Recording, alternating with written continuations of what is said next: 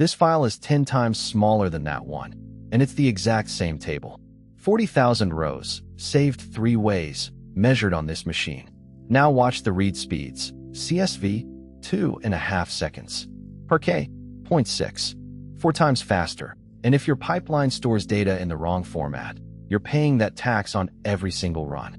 In the next few minutes, you'll reproduce every one of these numbers, and you'll never pick a format by accident again. Every read in Spark has the same anatomy.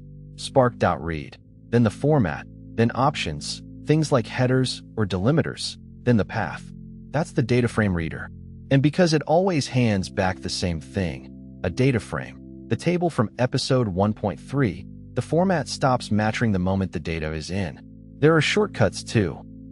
CSV.json.parquet, same machine underneath. Format 1, CSV, everyone's default. 2 options you'll type forever. Header true, so the first row names your columns, and infer schema true. And you know from episode 1.3 what that costs. A whole extra pass over the data, because CSV stores no types.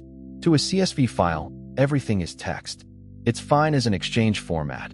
Every tool on earth opens it, but as pipeline storage, it makes Spark work blind. Format 2, JSON. Great for nested data, and Spark flattens structs beautifully. But look at the cost.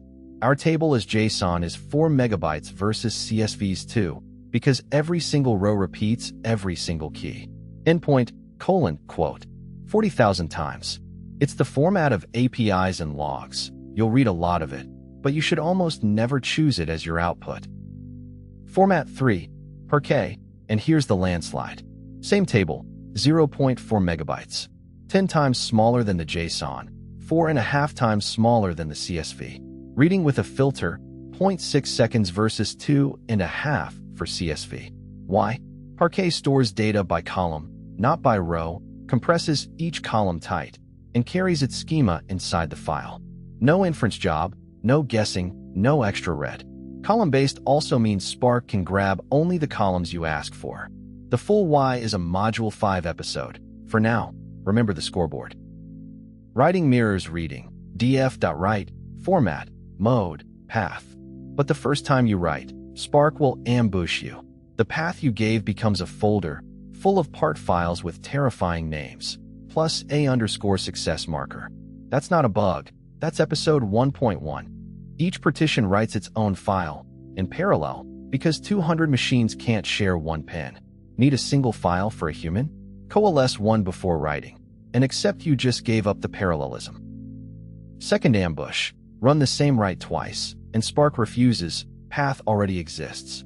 That's the default save mode, error exists, and it's protecting you. Your alternatives, overwrite, replace everything, and yes, it means everything, gone, append, add new files next to the old ones. Ignore, silently do nothing, which is exactly as dangerous as it sounds. Pick your mode consciously. Overwrite has deleted more production data than any hacker. Let's reproduce the scoreboard. Read the web logs, write them 3 ways, measure. CSV, 1.9 megabytes. JSON, 4.1. Parquet, 0.41. Now read each back with a filter and count. CSV with schema inference, 2.5 seconds. JSON, 1 second. Parquet, 0.6. Same data, same query, same laptop. The only variable is the format, and it's a 4x difference before we even reach real scale. So here's the rule that survives this whole course. CSV and JSON live at the edges of your system, where data arrives from the outside world, and where humans or other tools need to read your output. Parquet lives everywhere in between, anything Spark writes for Spark, or for any modern engine, to read again. Inside the pipeline, columnar or bust, your storage bill drops, your queries speed up, and schema inference stops eating your mornings. Recap: 1 reader, 1 writer, same anatomy, format, options, mode, path. CSV is typeless, JSON is heavy, Parquet is columnar, compressed, and self-describing, 10x smaller, for x faster, measured. Writes produce folders of part files, and save modes deserve respect. Next episode, we grab the data we just loaded and actually shape it. Columns and expressions, the 4 ways to reference a column, and why one of them will bite you. See you there.